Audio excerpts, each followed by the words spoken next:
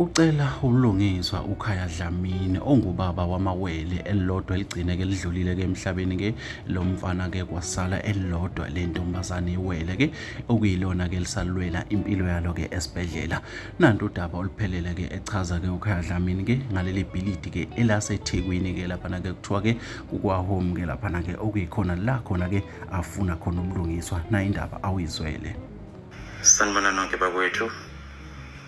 uDlamini okhulumayo, ubaba wengane ezilimele eyodwa yadlula la eHome eThekwini. Cela ukuthi ngiqale ngokuthi ngibonge support engitholayo. Ngiyabonga kakhulu eSouth Africa kuwo wonke umuntu okhala kanye nami nongilekelelayo ekulweni ukuthi ngithole ubulungiswa for ingane zami. Ngiyabonga kakhulu bakwethu. Ngiyabonga. Izandla zidlula ikhanda. Then ngesimo sala eHome ukuthi kwenzakalani, kunzima, kunokusabiseka, zonke lezo zinto njengoba ngiziveza nizibona. Okunye okubuhlungu kakhulu, abazali bengane ezazidlala nezingane zami bayafisa ukuthi bakhulume, bayafisa ukuthi bafakaze, abanye babo babe khona bengilekelela ngikhiphe ingane zami emgodini. Even abanye abahlali abakhona la abangenazo izingane bayafisa ukukhuluma kepha bayasaba, abakwazi nokuthi babonakale besondela kumina nokuthi bazongibona nje ukuthi bazokhalisana nami ngoba bagadiwe. iHome ikhipha ama-spies, inama-agent aswenkayo angayigqoki uniform, ahlala asengaphakathi khona le building agade abantu.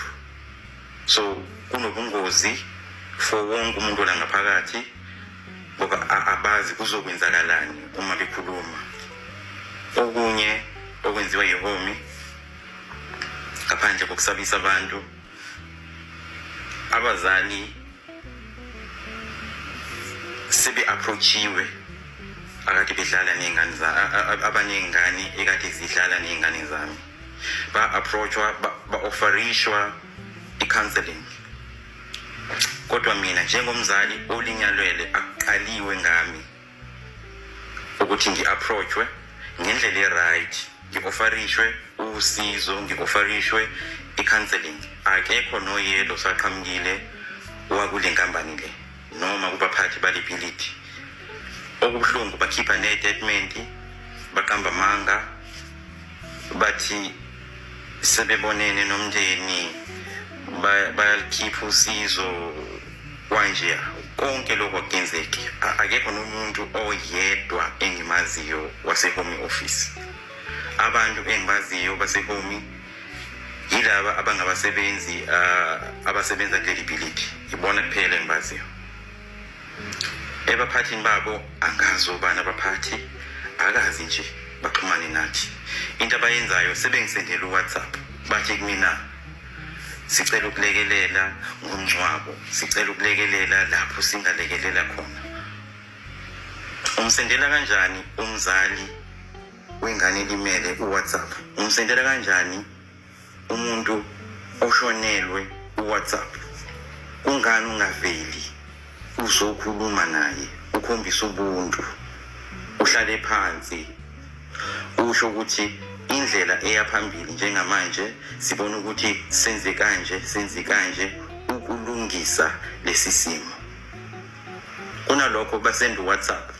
Uma nguphendula uWhatsApp ngibuza ubani, ithini i-address yakho, awuphendulwa futhi. uWhatsApp nje uqhamuka undiza ukuthi uqhamuke eHome, bathi bayi-Home management.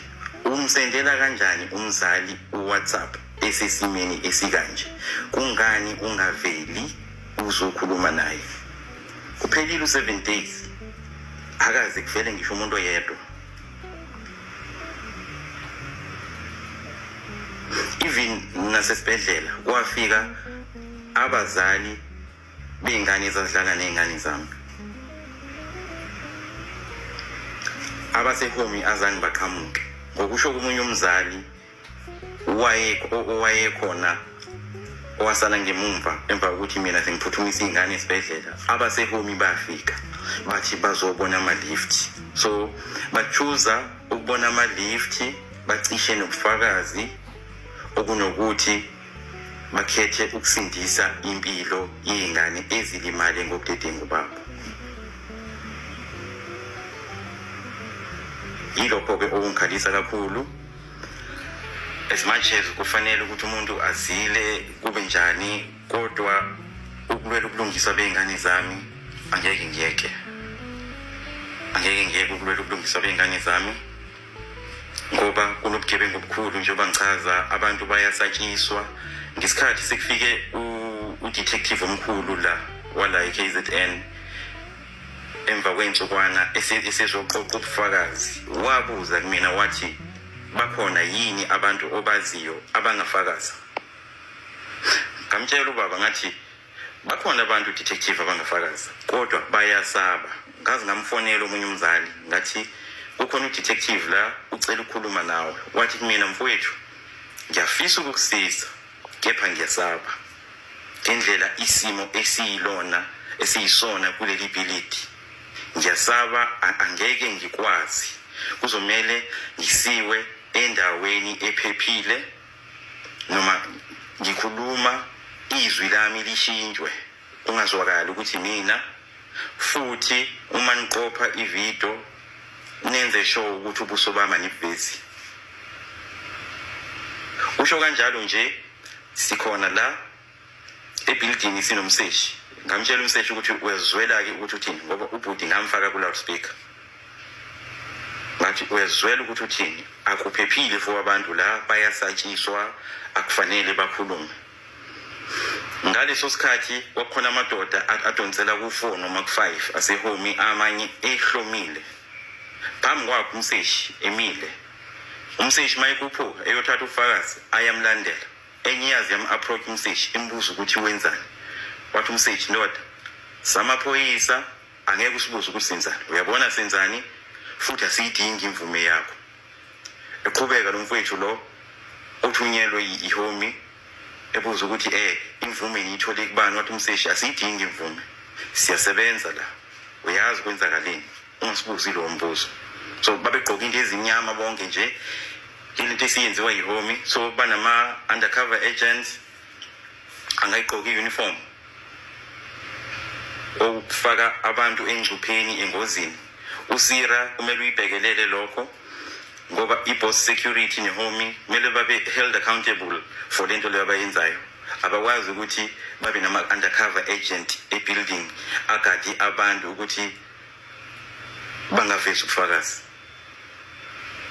So uSira namaphoyisa kusafuneka uhlale phasi ubhekisise lento futhi ukuthi kwenzakalani kahle kahle la ngihome, kwenzakalani kahle kahle ngale boss security, ukuthi ngampela le nkampani yama-security isemthethweni yini, iyayilandela yini indlela. Ngoba i-security kufanele ligqoke i-name tag ene-sticker la, i-name tag ebhala uSira, eno-Sira number negama labo. Abakwazi ukuthi babe nama-undercover agent ebhilidini ngaphakathi, abantu abangayigqoki i-uniform. Ingozi enkulu leyo, akukho emthethweni. So isimo-ke lesi engibhekene naso, ngoba ngisho ngiphume ebuilding ngigadiwe, abanye mhlawumbe bangilandela ngazi, kodwa nje isimo sibucayi. Kodwa-ke angeke ngiyeke ukulwela ingane zami. Le mpi engibhekene nayo inzima, kodwa ngiyathemba ukuthi ubulungiswa ngizobuthola.